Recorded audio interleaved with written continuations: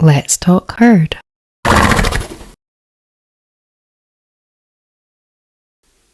Hi, Beth.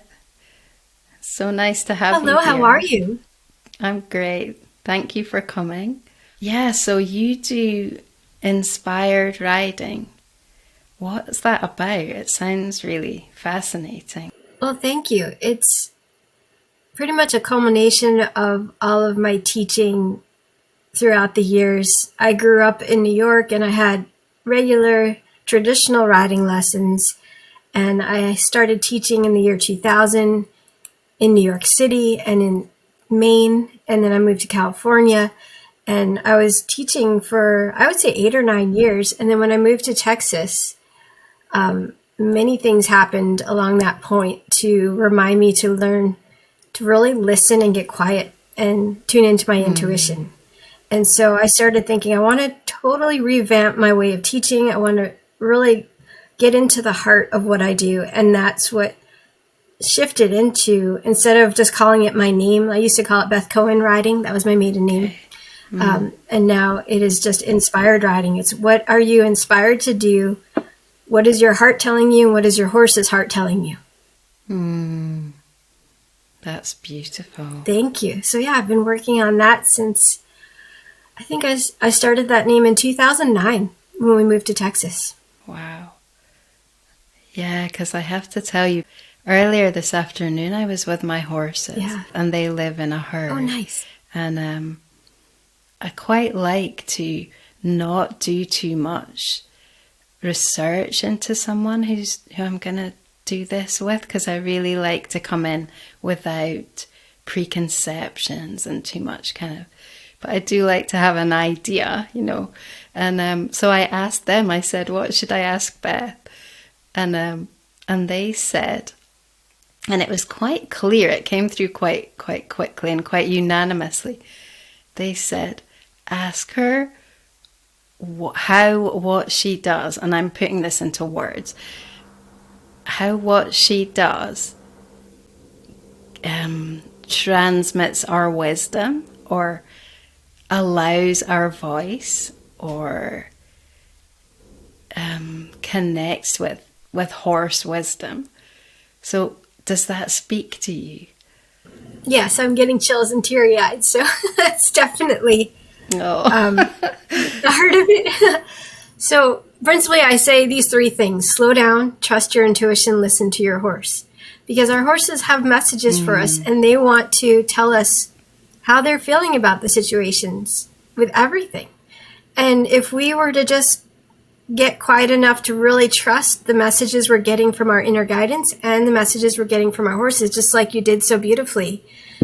This just makes my heart so happy that you do this on a regular basis. So what my goal is to get the horse world to understand, yes, this is real. Yes, you can connect in this way. And you can still do the things you've been doing with your horses, but this way it'll be more co-creative. And you'll definitely get the feeling of, yes, my horse wants to do this today. They're really into it. Or they'll say no thank you, and you just hang out with them and you be cool with that. So the more you can trust in yourself and trust in your horse's messages, the better everything's going to get for your lives, and of course for your horse's life. And that's pretty much what I've been teaching for years, and created courses and an app and now a book. So I'm just hoping that it'll spread out to the horse world even more, and they'll become more accepting for sure. Yeah, I mean, it resonates so much with the journey that I've taken or been on with my herd. Because like you, I was quite conventional, I suppose, and not maybe because we went on a very powerful, holistic journey with the horses. So, going barefoot and then having the herd all together and not rugging. And so we did all of that. And then it became more, through a therapy, through the craniosacral therapy that I do, it became more energetic and more spiritual. And for me, I really wanted to dive down into that dialogue so much because it fascinates me. And I would say that I tapped into that tapped into the energetic connection, I call it, from the therapeutic perspective. That's what opened that world up for me. So it's amazing to hear that, you know, it doesn't sound like, well, I don't know, I'm going to ask you, but how did you get into that dialogue? How did it start for you? Was it therapeutic, or was it more just through the training itself? So here's the interesting thing. When I was a little girl, I would have conversations with my dog and not realize it wasn't normal.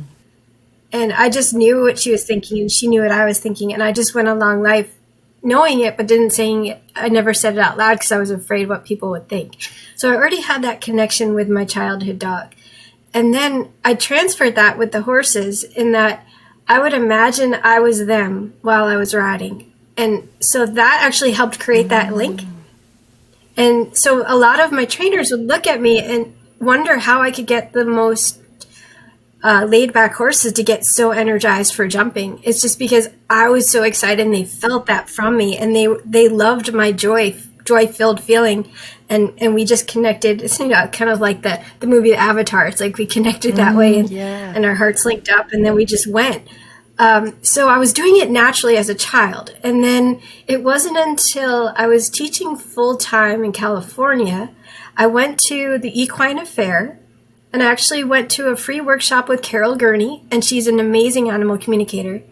And she taught us a 2-day clinic on how to really do this for real. And we exchanged pictures with other people that we didn't know.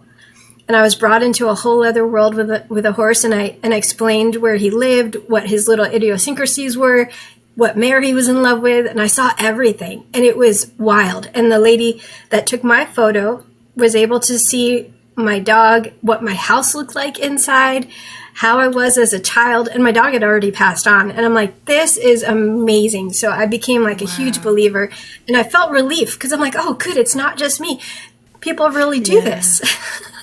So then I just started experimenting. I would ask some of my friends to try it. I'm like, hey, can you ask my horse what his favorite color is? And all three of us came up with the same obscure color, lime green. And then I got him a lime green halter, lime green saddle pad, and he felt so good, and he was just feeling all flashy. And it's like things like that to get the confirmation going really helped. Yeah. So then I'm like, okay, why don't we transfer that to the connection with riding, connection with on the ground? So I would literally imagine when I want my horse to relax, I pretend I'm them, and I allow my head and neck to soften. I see myself doing it. I breathe that in, and I get myself into that energy state so we can connect, and then they feel it, and they're like, oh, that's what you want. So they think in pictures. Obviously, you know this, I'm sure. So you just keep sending them the images back and forth, and then it becomes a dialogue. And at one point, almost 2 years actually, I was doing animal communication in my profession. I'd since shifted to just teaching people how to do it instead of actually doing the sessions, because I think that's more empowering. And that's kind of how it evolved. And now I teach people how to connect and listen to their horses. And we have a whole protocol now where you think of something that's lighting up for you in your mind, and then you ask your heart, your body, if you feel ready, and then you ask your horse's heart if they're ready. And if it's all green lights, you proceed. If there's a yellow light or a red light, you stop, take a step back, and get curious. That's so cool. That's amazing. So that's how it started. Yeah. and thank you. So you would say it's how much is in thoughts and how much is like feelings, would you say? Or is it like a mixture?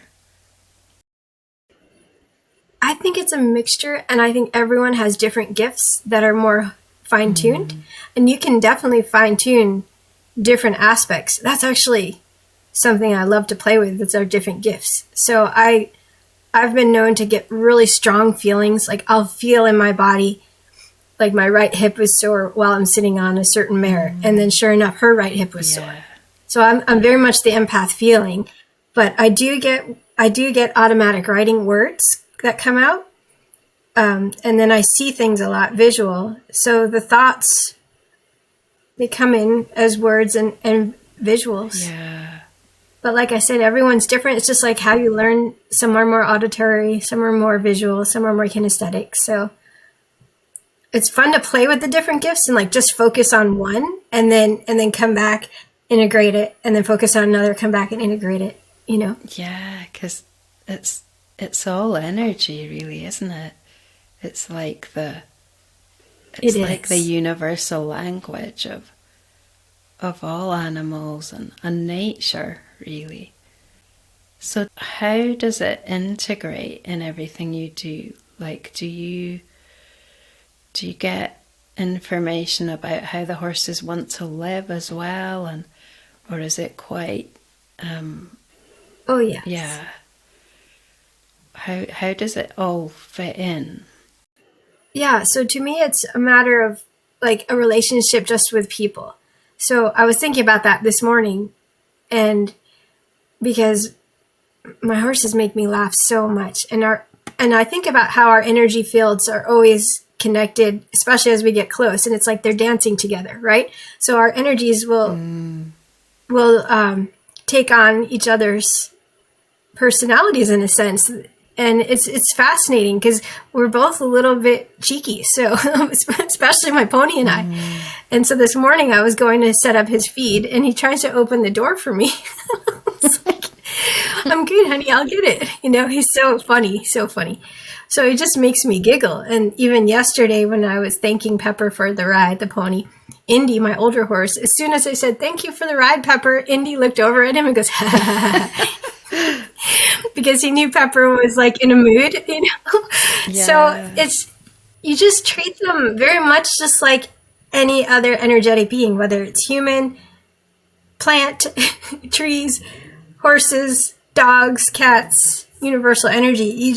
You think about how you want to present yourself, and then you think about what would be best for them, and then they'll tell you. So I learned when I moved from California to Texas, because in New York and California, most of the horses were in stalls.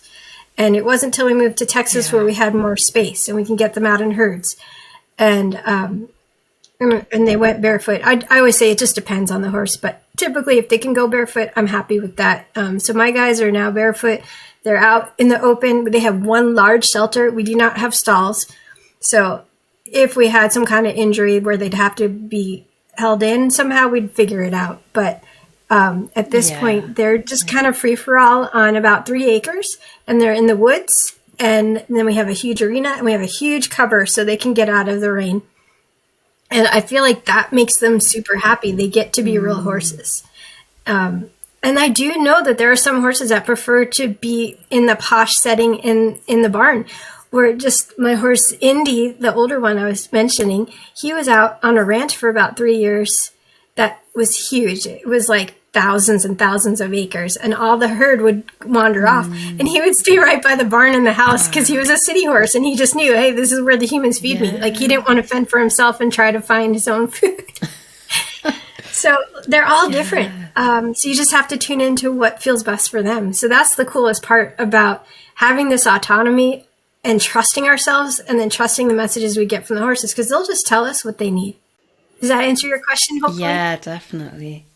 And I think we also have a, I don't know what I would call it, like a habit maybe. Some people have a habit. I know I definitely did, of kind of assuming like that when you discover something for you, that then it's like true for everyone. And I've really learned, like understood over the last sort of 10 years or so, that it really doesn't work like that at all. So that, you know, I mean, I think there's nothing wrong with sharing and bringing your message or your light into the world, but that's different from saying it has to be this way. And I'm really realizing that with my herd. I started this kind of project. I suppose that's how I look on it now. Because at the beginning, what I thought was, I want to really understand how horses feel about being ridden. And at the time, I thought, well, I'm discovering this for everyone kind of thing. But now I see that our journey that we're on together is very unique for us.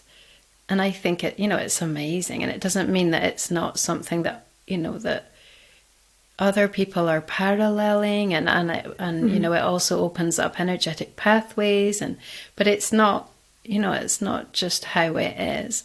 And I think that's very liberating, isn't it, for yourself as well? Because it means you don't have to, you don't have to feel like you're holding up some kind of standard or fighting for something. Absolutely. And that's what I tell people. And then there's so many opinions out there in the world.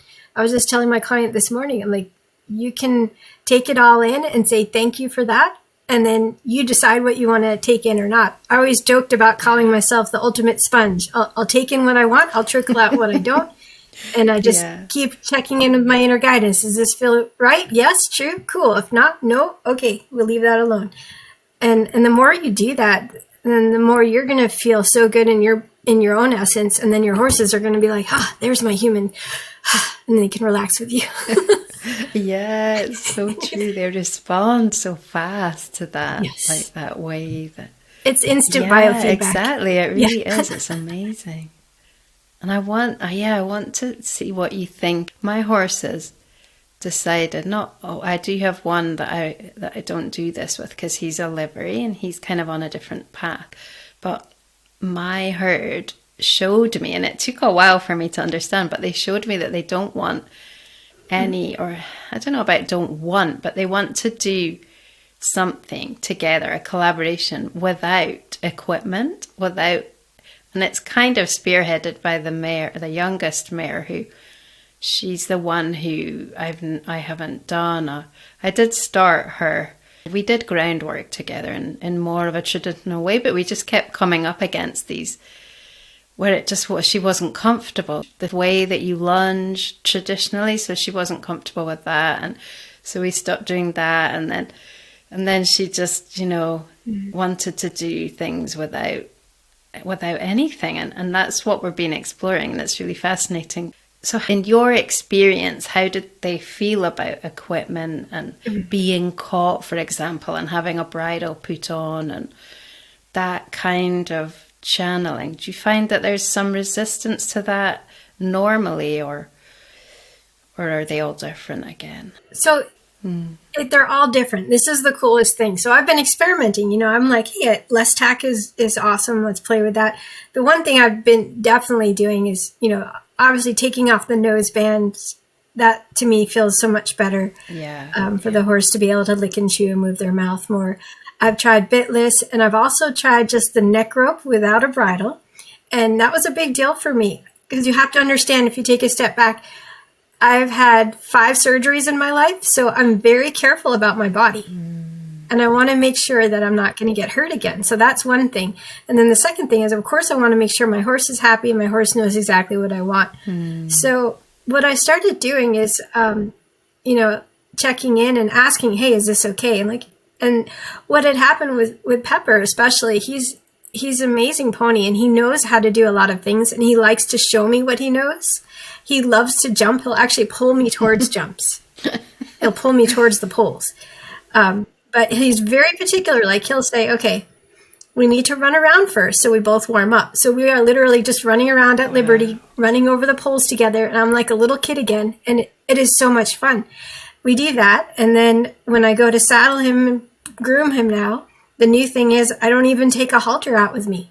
So I have to wait and make sure he's cool with me doing all those things. And then when I go to put the saddle on and the bridle on, he's like, yes, this is good. So here's the interesting thing. I've had I've used the halter with reins. I got a really fancy Micklem bitless bridle. And then I had a custom bitless bridle created. He didn't like any of them. He's like, just put the bit back in. I know exactly what you're talking about. It's fine. Let's go. You have soft hands. Let's do this. And I was like, okay, that's very clear. So that's what I do. And I said, well, can I please still play with the neck rope? And just without the bridle? He's like, once in a while, but let's not make it a habit. It's so funny. So he's very clear about what he likes. That is because he wants me. He explained to me he wants me to be really clear and have a plan. Yeah. Okay. He doesn't like the wishy-washy feeling of just expecting him to know what to do. Like by the time I'm on his back, he wants me to have a plan and be like a determined child. Like, let's go do things. And then he's like, yes, I'm going to do it with you. And that gives him the reassurance and it gives him relief and relaxation. So that's something I encourage people to do. Like, yes, you want to listen to your horse and you want to make sure they're cool with what you're presenting. And if not, take a step back, find something different, or even just hop off their back. But you do have to have some kind of feeling of being a leader of the dance. And then you can switch back and let them lead the dance if they're cool with it. Like, I love to just let the reins go and just let them wander. And sometimes they'll wander into the woods. Sometimes they'll wander back to the tie ring and say, okay, get off me.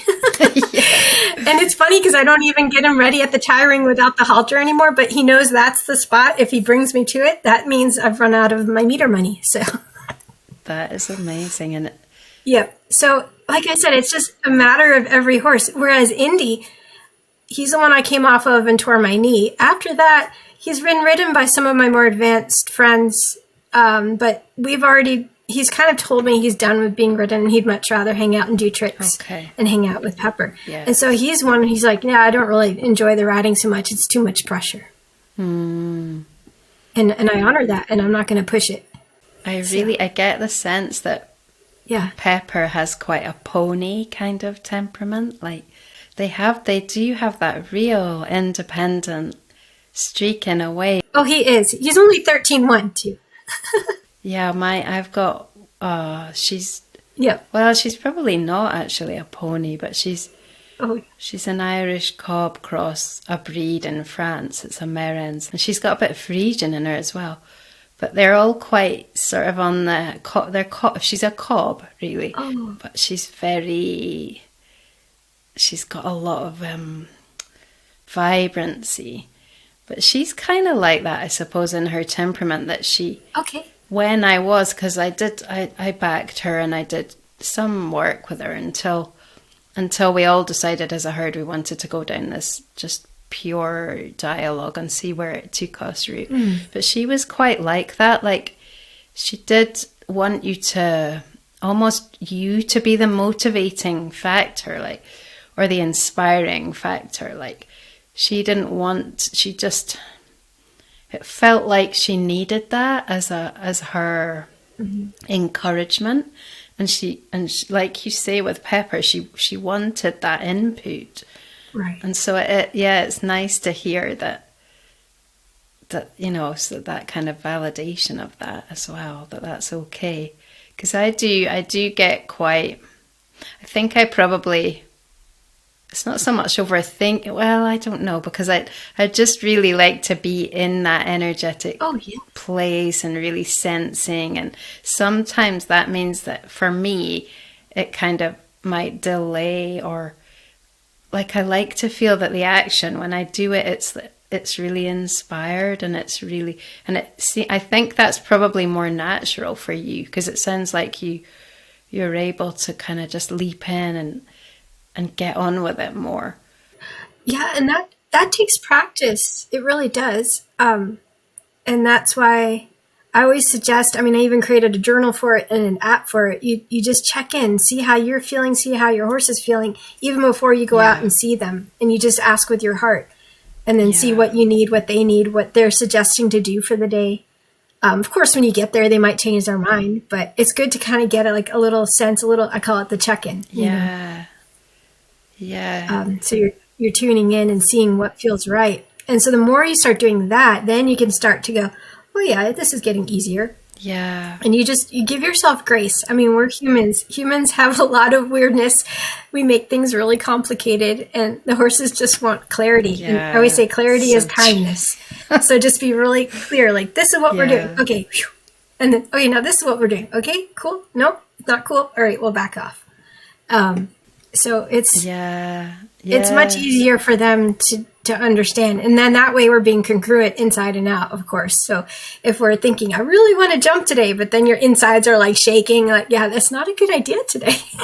Yeah. I think for me, what I've found I wanted to just really, because I was in quite sort of rigid. I don't want to say rigid, but I was in routines, like we would, because dressage was what I really, really fascinated. I used to jump like when I was younger, but I got into dressage, and it was very much about, the control was in your own posture and your own way that you carry your body. And so I went quite far down that whole line, but then when I jumped, it felt like I sort of jumped the tracks a bit and decided sideways, and just wanted to make sure that every step of the way was a mutual, felt like we were really doing it together. And so my dream, I think, was for the horse to invite me. And just in the last year, my younger one, she has been doing that. She's been, and it's not training, it's just through our dialogue. And she comes up to, she's very tall and I'm pretty small. So she comes up to somewhere like we've got, well, actually, it's not just somewhere. We had one place in the summer, in their summer barn, there's a gate that, well, it's just the whole thing is a gate, really, the whole of one side. And I would just get into the habit of going up on that and scratching her and just like speaking to them. And then she just started like inviting me to get on her back. And it was part of our meditations. It was like we would feel like for a long time, we didn't do any riding. It was just feeling the vibration of, really what I focused on was the feeling of engagement in riding and how to bring that into this mutual sort of space. So anyway, she did start doing that. She just asks. And so I would get on. I've done it about maybe 5 or 6 times. And cool. And then recently, the weather changed. So they're in a different place. They don't go to that barn anymore. And so we've been like just sort of thinking about, or I've been thinking about different places that we could do it. And she even suggested the big bales. But then the other day, she came. We've got this like slip thing. It's like a ramp, but it goes quite tall, and the horses can come up it and be down below. So she was down below, and she just did her thing, like get on, and I just got on, and she just joined the herd. They were having a rest, like a kind of deep rest, and so we just went into that, and because the one time that she said she was ready to do more, I felt like I wasn't, so. So I just kind of said, hang on, I'm just going to get off because it is totally uncharted territory for me. Like this is where I am. I want to keep it completely. I don't want to teach her aids like as such, because then that would be, I feel like me like imposing my thing again on her. So I want to, and I think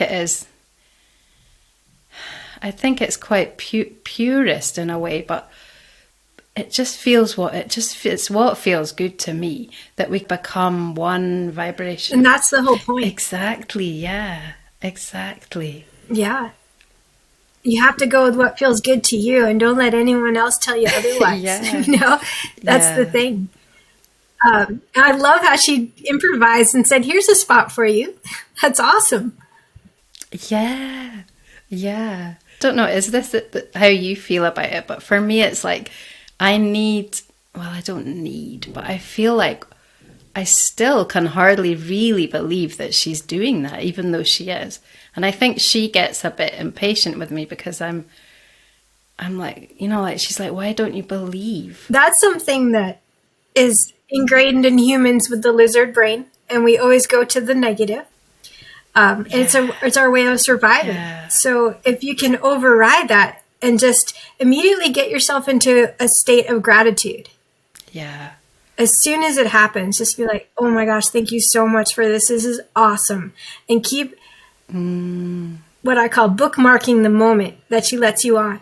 And so you get that feeling of that gratitude, that love, that connection. And once you fill that up in your essence, just keep reminding yourself throughout the day and never leave that feeling. Yeah. And then that becomes your reality. And then you start to believe it more and more. And then all the negative stuff, just if it comes up, you go, don't need it. I have my magic wand here, and I just go ridiculous, and I pop it away. Yeah.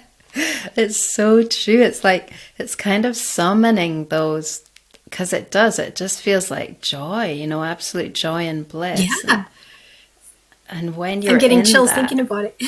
yeah, it's like there's nothing else when you're in it. But then it's, yeah, I for me, it's like always the thoughts they're just kind of thoughts, and they don't. It's maybe when I'm looking at somebody else who's doing something, and I'm thinking, and I get like a thought that's like, oh, you're wasting her. You're not. You're just, you haven't done enough, and all those kind of things. And the way I see it is, if it makes me feel bad, like the thought, then it's just not real. It's not true. No.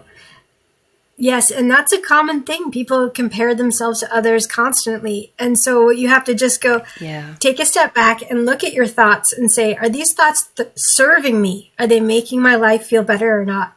And if they're not serving me, then you say, what thoughts will light me up right now? And then you just get creative, and then you just invite the better thoughts to come in. And then you just flood them out, all the negative stuff. Yep.